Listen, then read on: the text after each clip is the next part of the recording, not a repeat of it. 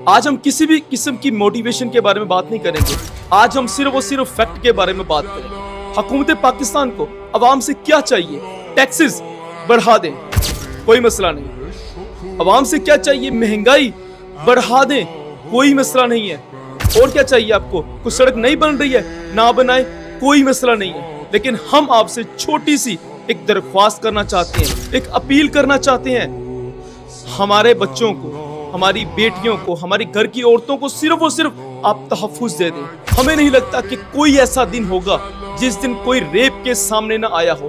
نہ جانے کتنے ایسے کیسز ہیں جو کہ ابھی تک رپورٹ ہی نہیں ہو پا رہے ہیں. اور یہ جو ہائے روز ہمارے سامنے ریپ کیس آ رہے ہیں، ان کا کون جواب دہ ہے؟ ان کا کون قصوروار ہے؟ اور ہم آپ سے زیادہ بھی کچھ نہیں چاہتے.